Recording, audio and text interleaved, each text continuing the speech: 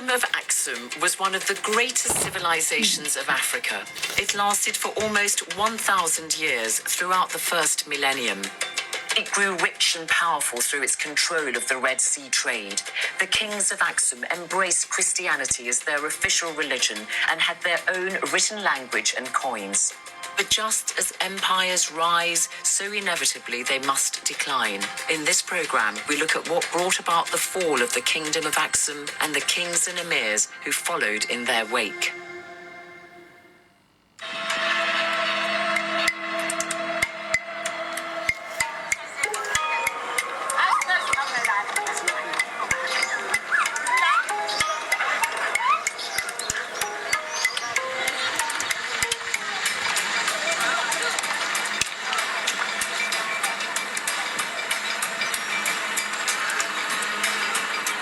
This is the modern city of Aksum in northern Ethiopia. At the beginning of the 7th century, it was the heart of a Christian kingdom that was also a major trading power. Aksum covered a large area of territory on the east coast of Africa. But crucially, it also controlled the southern Arabian Peninsula. This gave it dominance over the trade routes to the whole of Arabia, India, China, and Europe, and markets for its gold, frankincense, and ivory. Through its port at Adulis on the Red Sea in modern-day Eritrea, Aksum enjoyed a strategic position that made it a gateway not only for the import and export of goods, but also ideas, culture, and beliefs. And from across the Red Sea in the 7th century, there came a major influence which would have a profound impact on Africa and the world.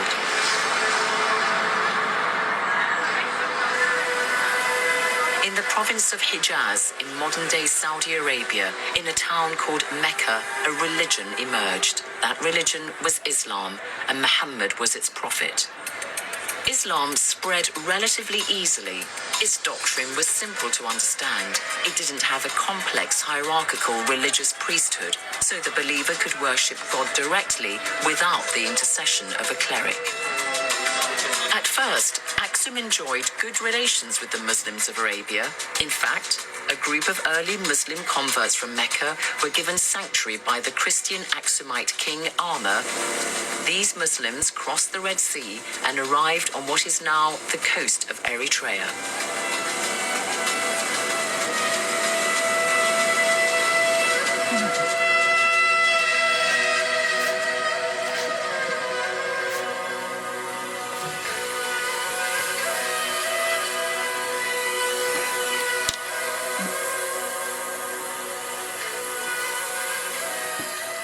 The Eritreans lay claim to having the first Muslim shrine in the world, dating back to the early 7th century. This is what remains of it. What is certainly true is that around 615 AD, some followers of the Prophet Muhammad fled persecution in Arabia, crossed the Red Sea, and arrived here. They sought protection in the court of King Amr, the Aksumite king. He received them favorably and granted them protection. This is supposed to be the exact location where they prayed in what is now the port of Massawa.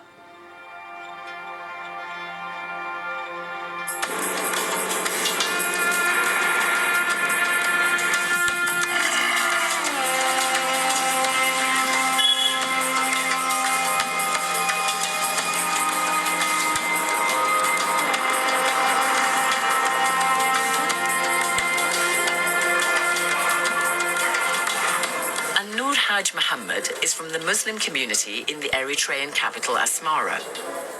فالإسلام دخل في إريتريا 614 ميلادي بعد ما عملوا عليهم قريش النبي وصحابته عملوا عليه ضغوطات فقال لهم سيدنا الرسول قال لهم امشوا للحبشه لان فيه ملك عادل دخلوا مصوع وعملوا فيه مسجد بعدين قابلوا هنا النجاشي استقبلهم استقبال كويس ووروه عن الاسلام ايش هو ما كان طبعا قبل كده كان هنا الدين المسيحي وبعد القبائل الوثنيه كان اريتريا هنا في البلد ده خصوصا على ساحل البحر الاحمر كلها دخل الإسلام بالجزيرة العربية بدون حرب بدون أي حاجة.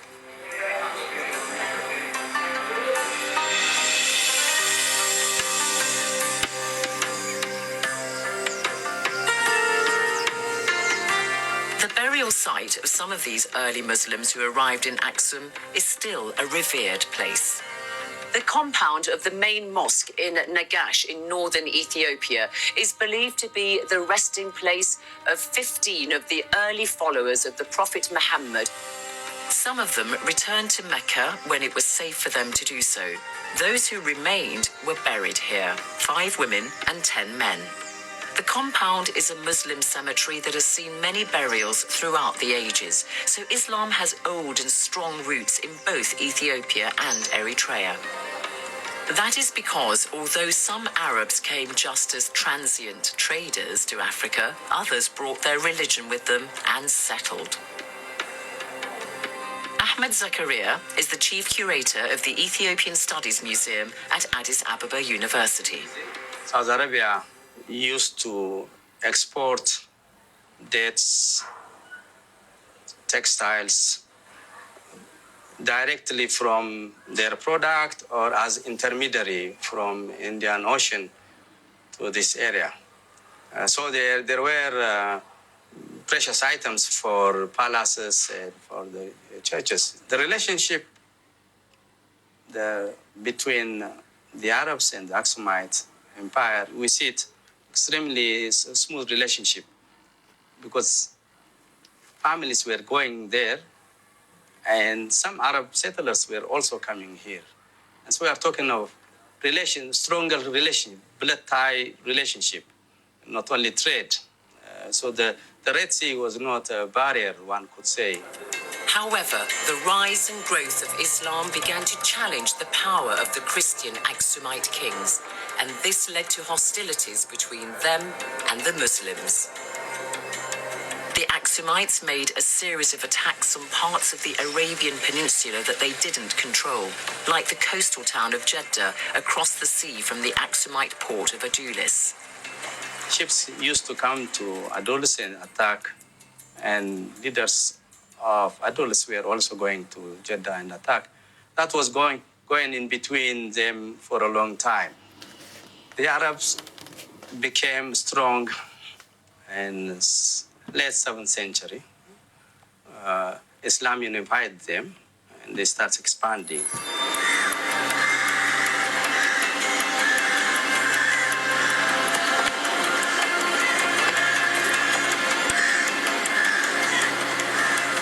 It was trade that made the kingdom of Aksum great. And one of the main reasons for its economic decline was that the Arabs seized control of the Red Sea trade route from them. For a kingdom whose wealth had been based on trade, this was a severe blow to its power and prestige.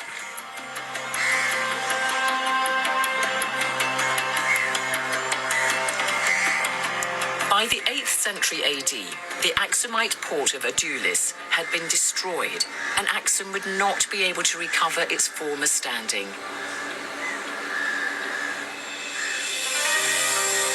Thus, the center of power shifted inland from the coast. But Ahmed Zakaria says religious rivalry wasn't the only factor that led to the decline of Aksum. Aksum decayed because of environmental factor. Some archaeologists suggesting that the water table moved down, and that affects the vegetation of the area because they were depending on ivory, slave, and gold. Ivory was out of business because of the ecology. And there was also another suggestion, this has to be proven, that there was a disease, endemic disease in that area, and Aksum decimated because of that. All this meant that the decline of the kingdom was imminent. The history of the kings and patriarchs, or the Kebre Nagast, which glorified Christian rule, describes the violent end of the Aksumite era. If it was the Muslims who'd contributed to putting the Aksumite kings under pressure, it was their old rivals, the Jews, who dealt them the final blow. There'd been Jews living in this part of Africa well before Christianity was introduced. Many of these Jews had converted to Christianity, but some had kept their religion. So, towards the end of the first millennium, there were Jews, Christians, and Muslims all living in Aksum. It was a kingdom in which the three major monotheistic religions cohabited, but at times their interests would diverge. Traditional accounts relate that Aksum was destroyed by a queen called Judith or Yodit, and that she was Jewish. She was probably from the Agor people, who were Judaic in culture and basic religious beliefs. I'm granted a rare audience with the head of the Ethiopian Orthodox Church, His Holiness Abuna Matthias, who tells me more about Queen Judith and the impact she had on the church. She was a warrior, a woman, so she destroyed the Ethiopian historic holy books in many parts of the country, and she was, unbelievable. She did unbelievable destruction in the country because her belief is Judaism, not Christianity. So she destroyed many books. So she is not accepted by the Ethiopian people. Judith, or Yodit as she was known in Amharic, could have been a figure representing several individuals who may have existed over 2 to 3 centuries. Whatever her provenance, she's held to have destroyed all symbols of Christian and imperial Aksumite power.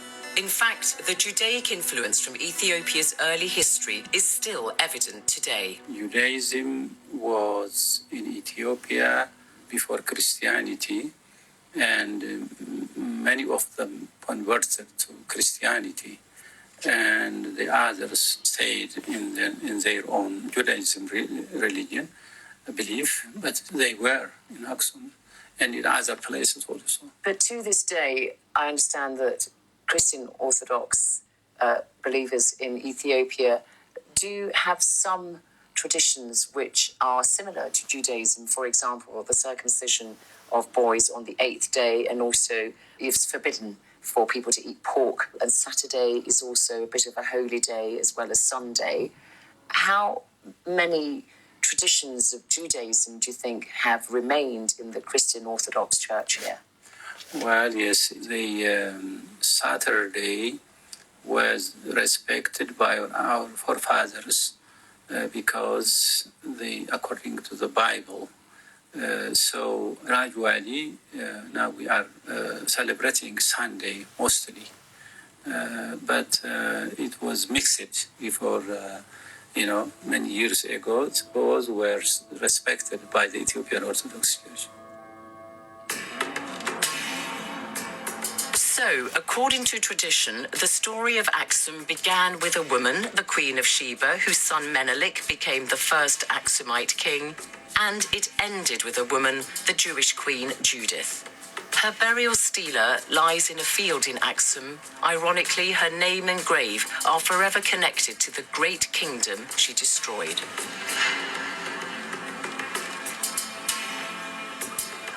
The end of the Aksumite dynasty spelt the rise of a new one known as the Zagwe dynasty.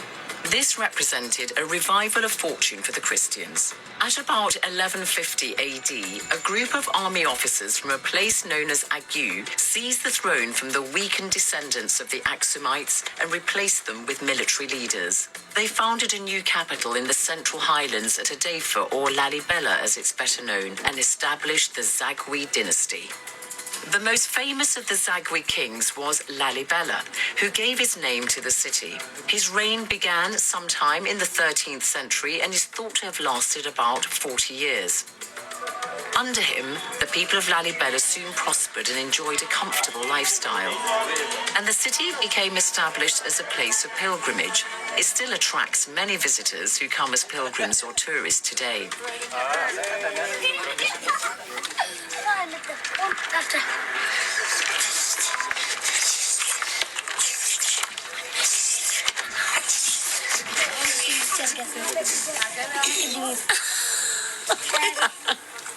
It's also refreshing to know that the young people here tell me that they're proud of their history and the founder of their city.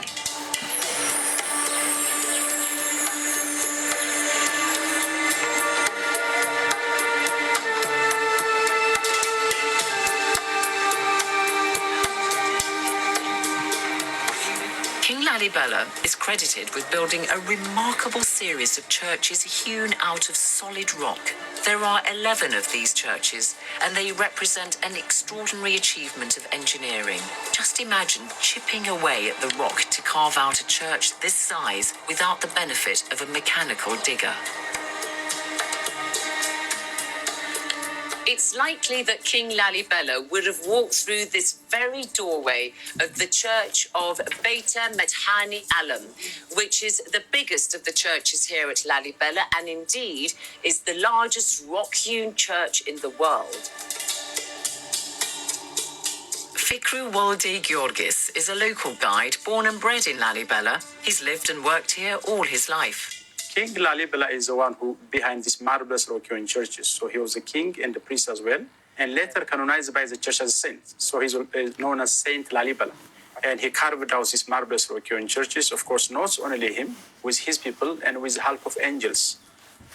And the churches are really unique. They're not built up, but cut out of one piece of rock. So it's like statue. Everything is the same material. The wall, the roof, the pillar, all is one piece of rock. And that's really an extraordinary engineering back in the 1200s, using basic materials like hammer, chisel, just simple. No split level, no dynamite, no drilling, just using chisel and buckets. But there are historians who believe that the complex of churches here at Lalibela could not have been built in the reign of a single king. You believe that the angels helped King Lalibela build these churches? Yes, because the idea was to recreate Jerusalem. Of course, there is a theory also, the churches are made in different period, but the Ethiopian Orthodox Church strongly believes that, that includes me. These are done during the time of Lalibela, within 23 years period, with the help of angels. Lalibela attracts the faithful in their hundreds of thousands every year. So this is an interesting duo. Are they pilgrims? They are pilgrims, and even he's a pilgrim and a hermit as well. He's a hermit as well. How do you know he's a hermit? You can tell from his dreadlock. So this is the natural hairstyle Yes, here yes, of yes. hermits. Yes, the hermit leaves their hair as it is. Where does he live? Yet no minors yet great. Yeah, for hermits there is no place to stay. He just walks from place to place, from monastery to monastery. So according to the will of God, he goes to a place that God wants him to be. Is this your first time here at Lalibela? He comes every time. Oh, and he walks. How long does it take him to walk here? 3 days. Takes him 3 days to walk here. So when it's really far, sometimes it could be like 2 weeks.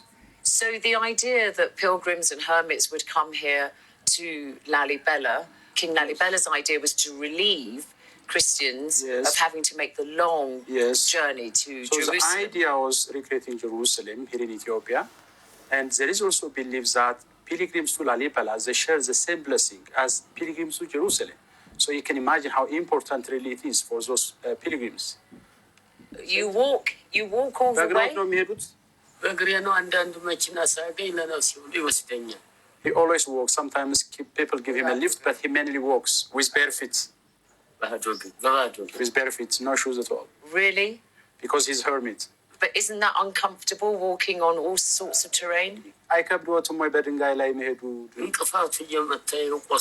course it is. It's not really easy. Very tough skin there.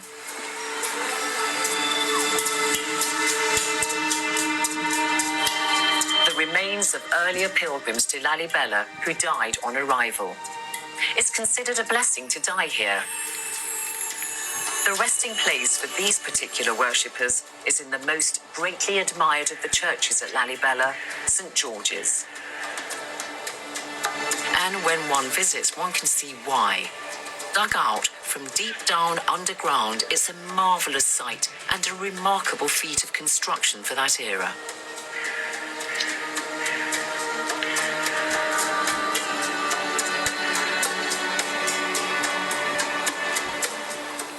Fikru, St. George's Church is remarkably intact, isn't it? Yes, it is. And it's also the last one to be made. And as you can see, they start from the top, cut down, and then separated all sides. Again, through the doors, they went all the way up, or they hollowed it. Look at the corners, how exactly and nicely made they are. So imagine there's no place for a mistake. And look at also the gutter. So the gutter itself is hewn out of the rock and has got 12 open windows, 9 blind windows, and 3 doors. And the most sophisticated detail of this church is the thickness of the wall. It's thicker at the bottom, or it tapers up. So that helps the church to be stable. And, you know, I can just see that even today, there are so many people coming to worship still. Yeah, all of the churches are still functioning. Every day, every morning, churches are open for a service. So this is a living heritage, never been abandoned even for a single day, and always in use. Can we go inside? Yes, we can. Take our shoes off first. Yes, shoes off.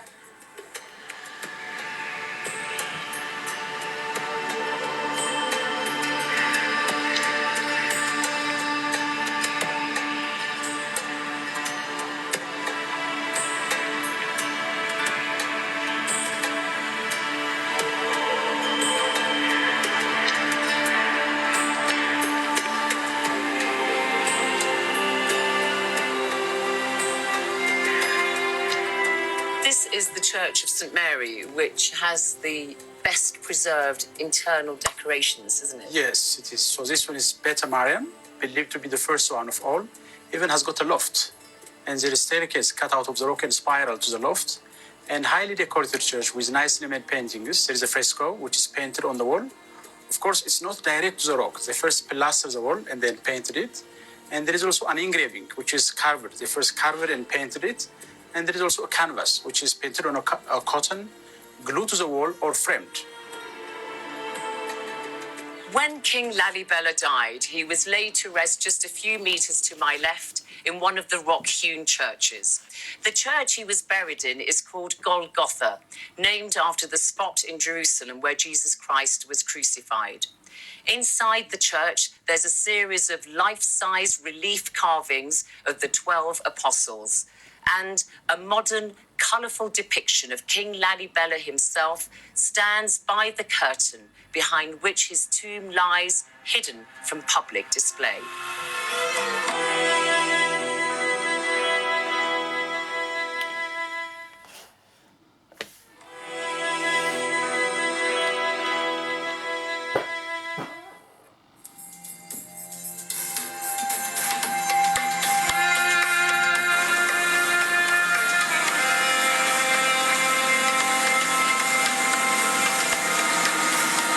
Let's find out more about Muslims in this part of Africa.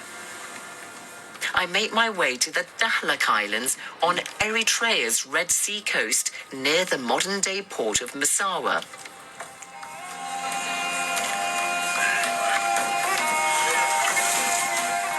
The Dahlak Islanders were amongst the first to embrace Islam.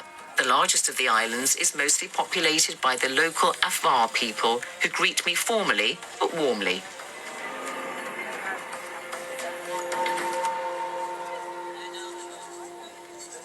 There are more than 200 islands which form the Dahlak archipelago off the Eritrean coast on the Red Sea. Largely arid and flat, fresh water is scarce, so very few of the islands are inhabited. This is the biggest of the islands, Dahlak Kabir, and I've been granted rare access by the Eritrean authorities to come here.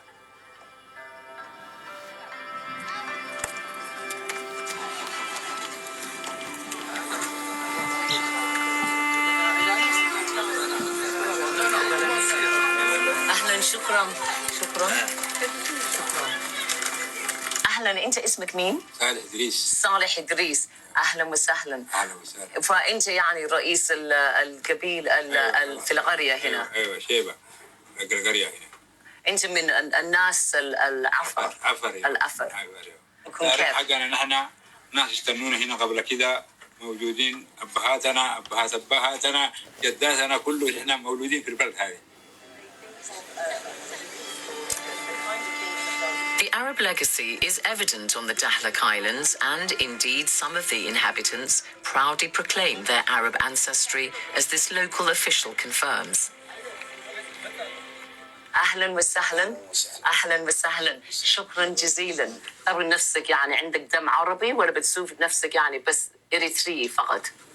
أحس مسلم كان عربي هذا أصول وجذور لا ينقرأ. وبتتكلم عربي في المنزل وكذا. Do you speak Arabic at home? نتكلم باللغة المحلية اللي هي الدهلك. So you speak in the local Dahlak language, and does that have any Arabic in it? اللغة الدهلكية فيها أي كلمات عربية؟ فيها كلمات عربية وفيها كلمات من التقرأ وفيها كلمات من أنواع كثيرة ملخبطة مأخوذة من هنا ومن هنا. إزاي يكون أنتم ملخبطين؟ Your language is mixed, just as you are.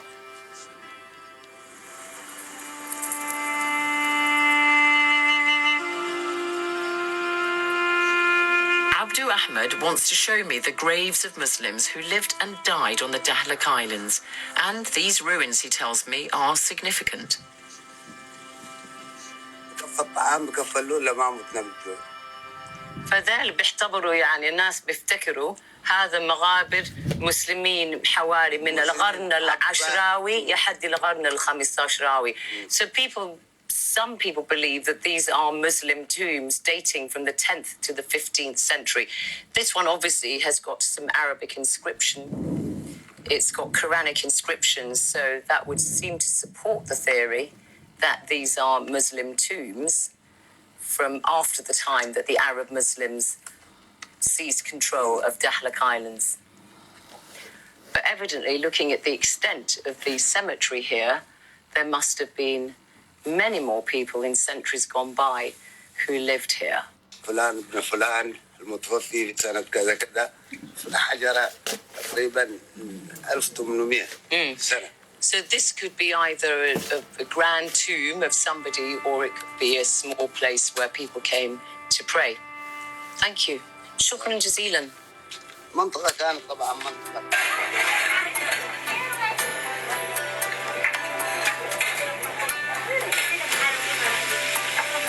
The Dahlak Islands are like stepping stones in the Red Sea, so it's easy to see why the Arabs could cross over and quickly establish Islam on the islands soon after its introduction. The flow of these early groups of Muslims into the highland areas happened gradually. By the 12th century, there were sufficient Muslim communities for a sultanate to be formed, known as the Sultanate of Shoa. Relations between the Zagwe kings and the Muslim communities in the highlands were relatively cordial, though a commercial rivalry soon emerged. Dr. Tekle Haymanot Gebri Selassie is a historian at Addis Ababa University. The Zagwe kings, like the other Ethiopian kings, tolerated the Muslims because it was very important for them to get imported items from abroad. And the agents were Muslims, because the Muslims could have gone easily to Saudi Arabia and other places which were Islamic states. So for that reason, it was mandatory. They used Muslims as their agents for trade, simply because the Christians could not have easily penetrated into the Muslim area.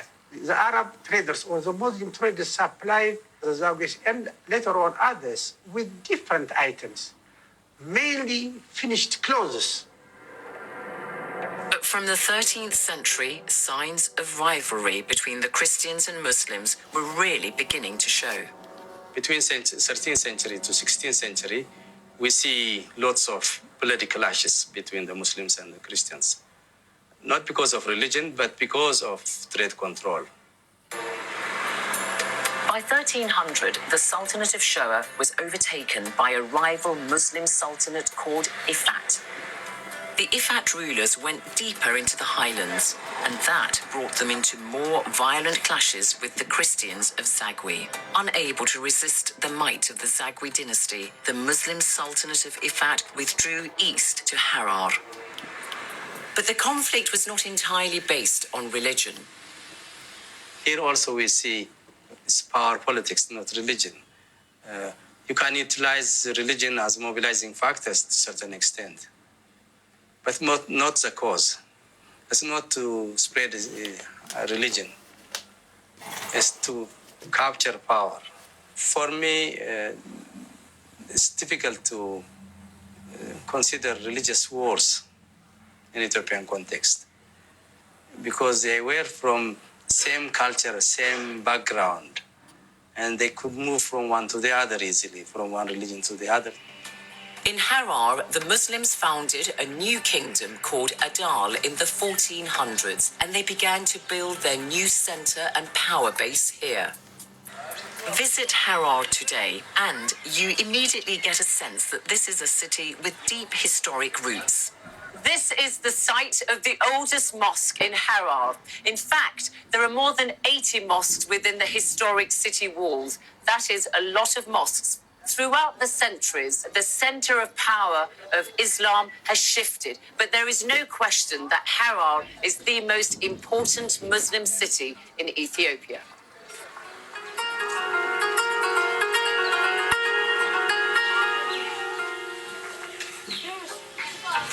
The graves of some of the celebrated early Muslims of Harar are still venerated today. This is the tomb of Sheikh Abadir, one of the most respected Muslims in Harar's history. His tomb states he was buried in the 10th century. Amir Redwan is the guide at the site. He came with his 44 companions and made the people as he unified people who were here, so that the people here stopped fighting for racial things. He assembled everybody and he made a great sermon. He is like the unifier, and he is our father in spiritually. So everybody here coming here means being enlightened for everybody. Who visits the tomb of Sheikh Abadir? Muslims, non-Muslims, and all people from from all tribal groups, Somalis, Hararis, anybody around. We go outside to see some of the burial sites in the compound. Amir, I noticed that some of the graves here have a stone in the middle. What does that mean? So this means female figures are buried in here, like great mystics who used to live in here. So women in Ethiopian Islam are considered to be almost religious authorities. Yes, here they are even given, the place of as a saints or walis. And like other places, we have lots of them. Like even the mother of Sheikh Abadir, who is buried just right here, is also considered one of the great Sufi even saints. For the next 2 centuries, the Muslims of Adal, with their stronghold in Harar, and the Christians of the region were in a pretty permanent state of high tensions, if not all-out conflict. In 1270, the Zagwe kings were overthrown by a nobleman, Yakuno Amlak, who'd raised an army against them. He re-established the Solomonic dynasty and laid the foundations for modern Ethiopia. Yakuno Amlak's relations with the Muslims were also strained. Both sides would initiate attacks on the other at various times.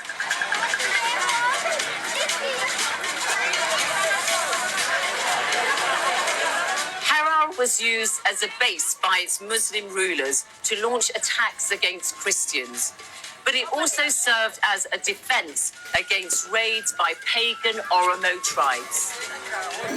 This meant that Harar was a prosperous, bustling urban centre, as it still is today.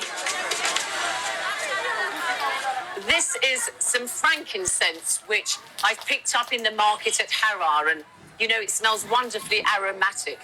And just as this was critical to Aksumite trade, centuries later, frankincense was a valuable export commodity that helped the Muslim state of Harar prosper.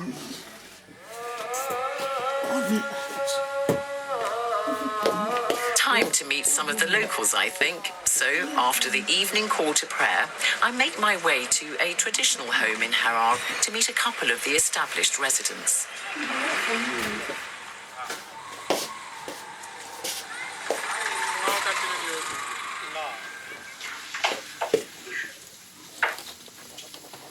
Hello. Hello. Hi. Hello. How are you? I'm Zainab. Fine. Hello. Welcome. Thank you. Hi, Fatia. Hello.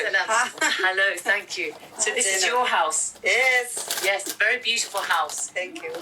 The owner of the house, Juhaira, is joined by a friend who can speak Arabic and so can interpret for me. Busy all day. Yes, always. Hawira tells me Juhaira works in a government office. The president office. She also supplements her income by running her home as a guest house. ده بيكون guest house. ده guest house. انت عندكم guest house هنا. أيوة. الناس بيجوا يقعدوا. يعني ما سمعتي هذا لو ده جست هاوس. ما سمعت عنه. وبيجوا الناس. في مجلة في مجلة. بيجوا من فين؟ بيجوا من كل مكان يجوا. I'm sure her guests must, like me, appreciate the decorative ornaments all over the house. There's barely a spot on the wall that doesn't have something hanging from it. So Harar is the most famous Muslim city in Ethiopia. أشهر مدينة مسلمة في الحبش حرار. مش كده؟ ويعني أنتم فاخرون. I ask them both how life is in this famous city and they tell me they're proud to come from Harar. والمسلمين في باقي الحبش بيجوا هنا لحرار عشان يشوفوا المدينة وكده عشان أهم مدينة للمسلمين. They also want to emphasize that in their experience, communal relations are excellent in Harar today between people of different faiths. كل واحد. كل واحد. كل واحد. ما في No problem. Yes. No problem. ما في مشكلة. ما في مشكلة. It's dusk, and I thank my hosts and take my leave, for I want to go and see an enduring, if bizarre, custom that exists in Harar.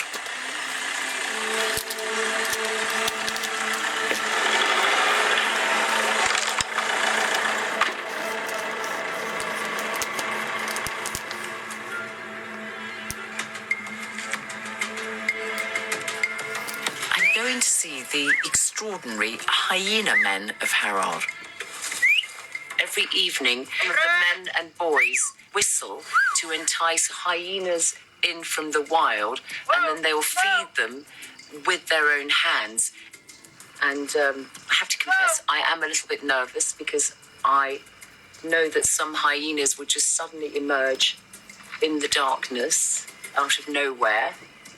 I'm not quite sure I'm prepared for that. It's a myth that hyenas are just scavengers. They do kill to eat.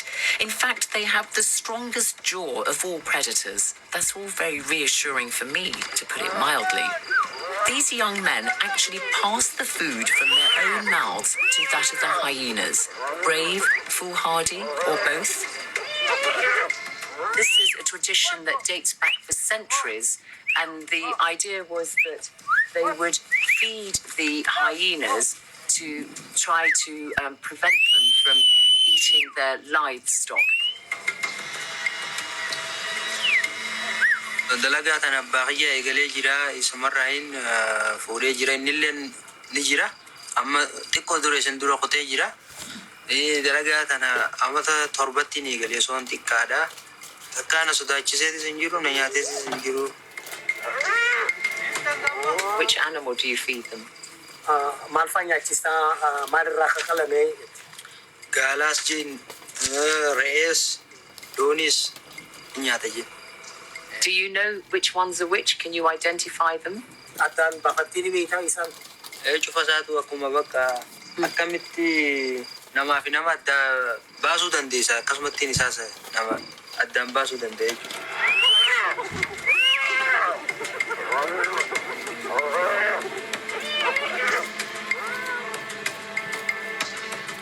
So I make my excuses and leave after declining an offer to feed the hyenas myself.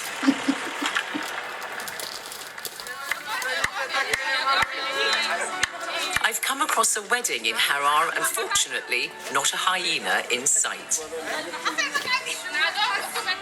The bride's modest wedding dress is a reminder that Islam is as much a part of Ethiopia's history as its Orthodox Christianity.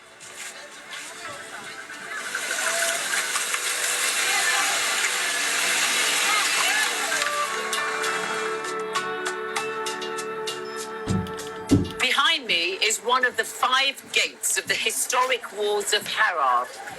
In the mid-16th century, Harar was established as the heart of Ethiopian Islam.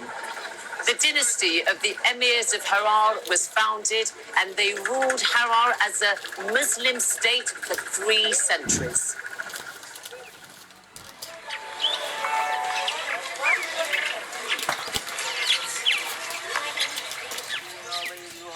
وارفع درجاتنا وارحم آباءنا واغفر لأمهاتنا وأصلح ديننا ودنيانا وشتت شمل أعدائنا واحفظ أهلنا وأموالنا وبلادنا من جميع الآفات والأمراض والبلاء بأقدامنا وانصرنا على القوم الكافرين بحرمة القرآن العظيم يا قاضي الحاجات ويا مجيب الدعوات استجب دعانا برحمتك يا أرحم الراحمين الرحمن الرحيم الله لا إله إلا هو الحي القيوم لا تأخذه سنة ولا نوم له ما في السماء رحيم الله لا. I've come to visit one of the descendants of the hereditary rulers of Harar. Sheikh Maftuh Abu Bakr is the 8th generation of the emirs of Harar, but the grand style he and his family lived in is a thing of the past. They give me a very relaxed welcome. Assalamu alaikum. عليكم السلام ورحمة الله وبركاته. شكرا جزيلا الشيخ مفتوح. أنت أهم شخص من الأسرة المالكة هنا في حرر؟ نعم. والسكان هنا الناس لسه عندهم احترام كثير للأسرة المالكة؟ صح. فأنا عايز أسألك يعني للآن الناس اللي هنا عايشين في حرر إيه رأيهم عن الأسرة المالكة؟ ولا شيء أي شيء. لسه يعني عايشين في عظمة مثلا يعني بيعتبروكم طبعا كعلماء. احترام فيه ولا؟ الاحترام فيه كثير. His wife Maburdi Abdallah earns money by sewing and weaving ornaments.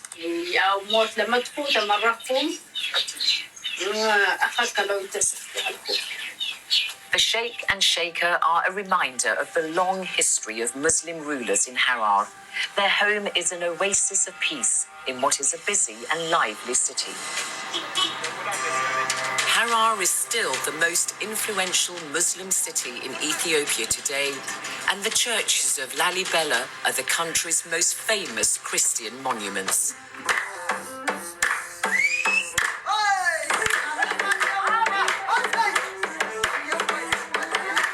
Back in the shadows of the historic churches at Lalibela in the central Ethiopian highlands, I enjoyed the traditional song and dance of the people of that area.